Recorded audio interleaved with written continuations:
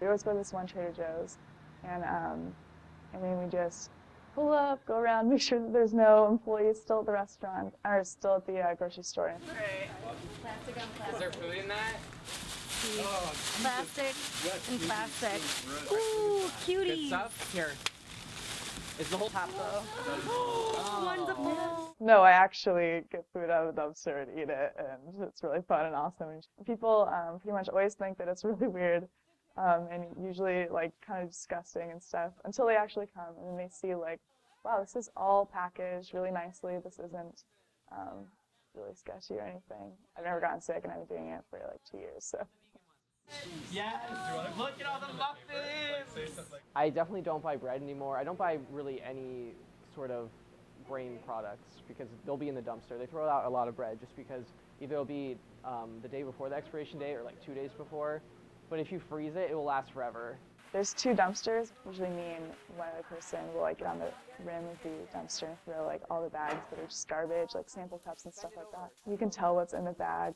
They like double wrap everything in these like big garbage bags, I guess. So you can kind of like tell, like you can see outlines of bananas or like bread and stuff in there. Somebody in the bottom will like open it and go through and see what's good and what's not, and then put it into little sections for everybody to bring home.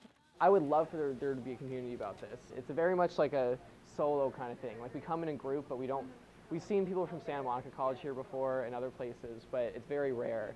Usually, there's just lots of like, oh my gosh, like, holy cow, there's so much food waste. Like, there's so much of this. I think people are surprised by how much there is and by the quality of things that end up there.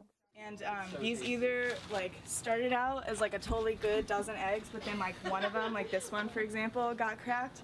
And then so they're like, oh well, now we have to throw out the entire dozen eggs just because one of them is cracked. But if you're like here at the dumpster, you can just like grab the cracked one and like throw it back in the dumpster and like, well, now you have 11 eggs, perfectly fine. Like this stuff is going to a landfill. Like this is going to a place where all these things like can be composted too. Like if we don't use them, they can at least go to, you know, a compost pile at UCLA. I don't think that I realized how much waste there is.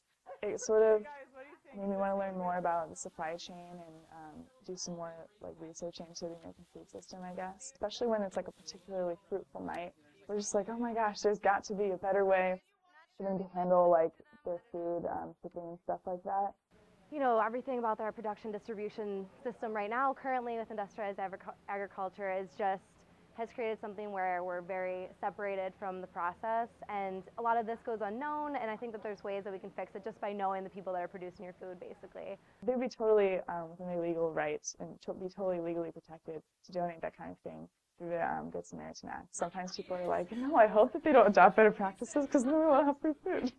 But I would be willing to give up the free food and the thrill of dumpster diving in order for the grocery stores to just not be throwing out as much food. Butter lettuce. That looks good.